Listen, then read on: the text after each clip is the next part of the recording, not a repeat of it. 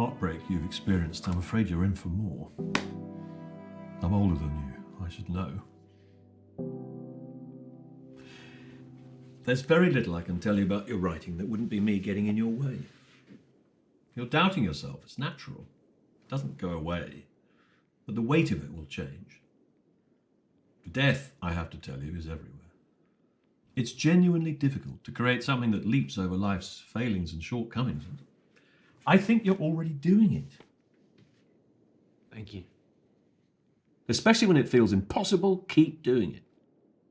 Many things in life won't turn out the way you hope. Don't expect your bank balance to have any correlation to your creativity.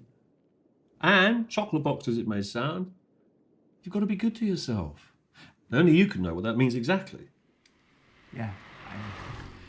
It's like keeping a feeling of... I only thought of a fart there for comic relief. I assure you I didn't do one. What was I saying? Oh yes, it's like keeping an idea of how it feels in summer when you're stuck in the middle of winter. Right. Like, Go on. I'll try. I often go high with faith and then not long after, low with anguish. Are you all right? Serves me right reading my lunch in front of you. My daughter often warns me off asking her business. Tells me to tend my own garden, etc. And I try. But I'm as human as everyone else. I've got to know how to look after myself in my own way. And failing that, always look on the bright side of life. And don't forget to exercise your inner flaneur. Yeah, that does help. Does wonders. And eat well. I do. Curries, kebabs, noodles, cakes. And music. If music be the food of love, play on. Give me excess of it, that surfeiting the appetite may sicken and so die. But for now, here's to savouring a drab ham sandwich. I will assure your mum and dad that you and I have spoken and that there's nothing for them to worry about. And I won't mention the heartbreak and the cakes, all right? Thank you. Keep at it. It will hit. How are you at reading aloud? I read to myself if that counts. That counts. Read that first bit.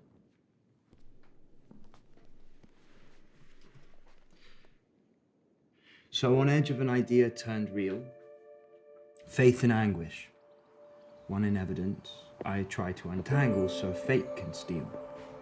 And now into the past, into the tense where the waiting is done, and laws finish in your perspective.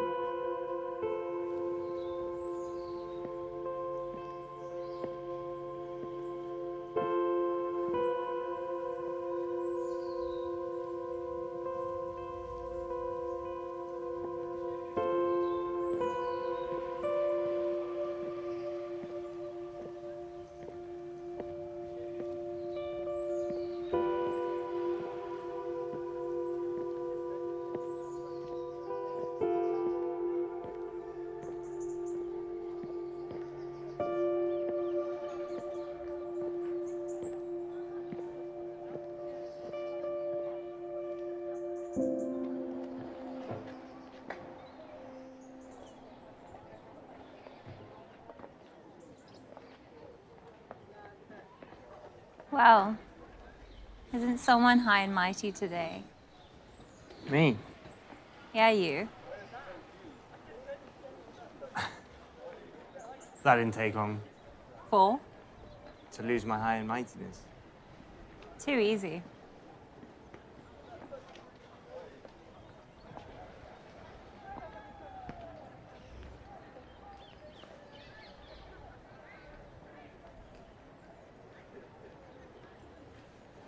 So is this a special spot for you? Mm-hmm. Place to ponder? unwind in the evening, etc. High and mighty and nosy, I see. Indeed. Indeed. You're happy without the attention? Yeah. But there's a shadow or something. But you know you're gonna ride it out. Or through it. What's your roundabout way of saying you fancy me then? Uh-huh.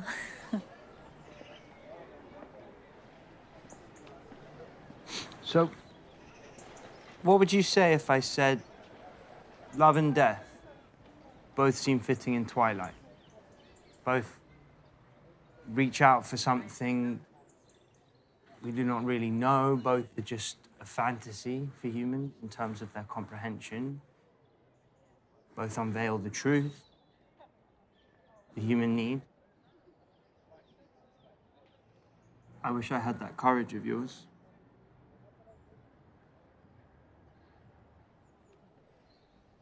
Well, time for me to dash.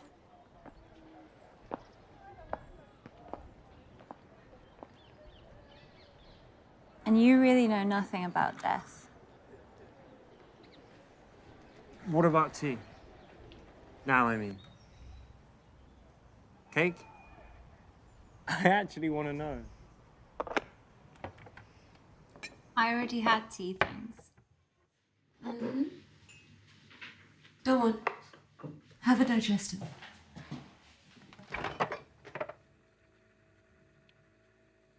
What you looking for? I don't know. Opening the fridge to look is just comforting, isn't it? Mm-hmm. Anything on at work?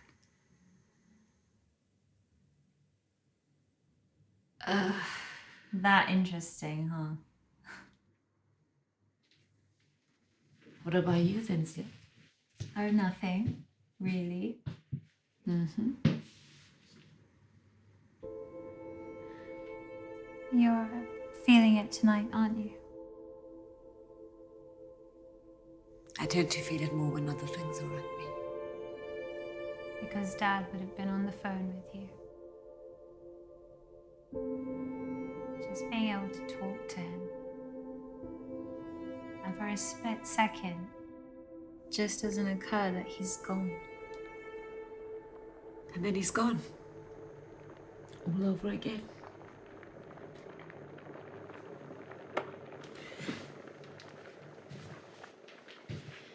Hey, I'm only your sister, but are you at the clown's office tomorrow? I thought you came over to cheer me up. Have a digestive. I won't eat it now.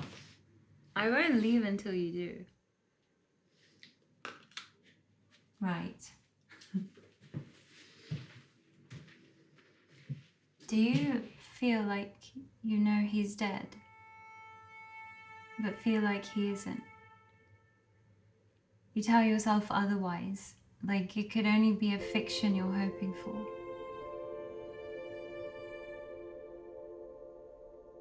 So then you tell yourself to forget it and accept that he's gone. And then there you are, hours later, standing in a park. And this spine-tingling sensation that you can't see him, but you've carried him there with you.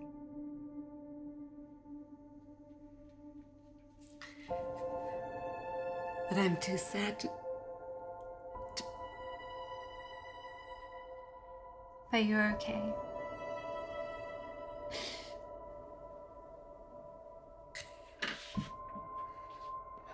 Okay? Fuck off. Because you're my senior policy advisor, damn it, I expect a little decorum. The man was talking nonsense. MP Roy Fiddle is no second fiddle. I appreciate your views, Lara, but I cannot have you flipping the lid on the minister for his cocktail opinions. Even when he talks absolute bosh about policy? Especially, my dear. So why does Parliament even hire someone like me to give you accurate statistics and research when it seems you simply don't want to know when you talk nonsense? I'm here to provide unbiased advice to plan for education, not to trick voters. I admire your drive, Lara, but... But not when the minister's trying to swallow his 18-year-old scotch. You know, I never thought when I started to work for politicians that both the government and the opposition would not want to know when they're dead wrong. Oh, it's not as bad as all that, is it? Maybe exaggerating. You have my support, but I don't want to be fighting off offended ministers left and right. Now, can you promise me... Do you realise what a bloody joke the government has become for policy advisors? Ones who actually have the training outside of the political jargon and ultimately want to help people get a fair shot in life? Do you? Again, I admire your fire, Lara, but the grim realities of politics are not exactly your forte, are they? And as tiresome as serving the public may be, I have given you leeway to manage certain personal matters, have I not? Now, I have someplace that I need to be. So, in summary, all that I ask... Oh, hell. Yeah.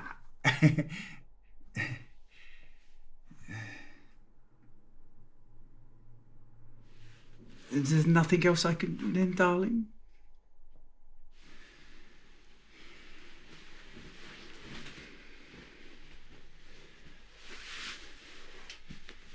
I do really care for you, Izzy. I know that comes off as rather rich, having a wife and children and all that. But I mean it, damn it. I just want to make you happy. And you've been so very patient with my little ups and downs.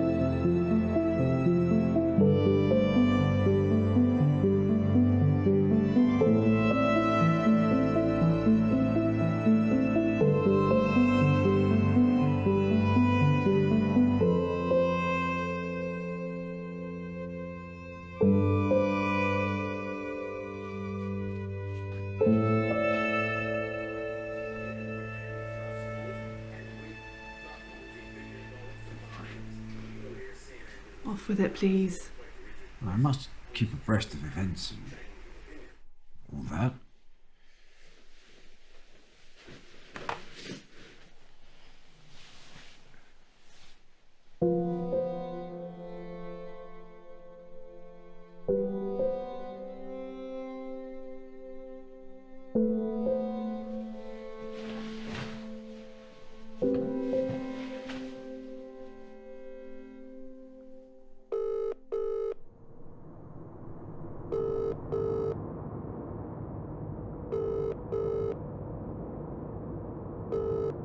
Dad?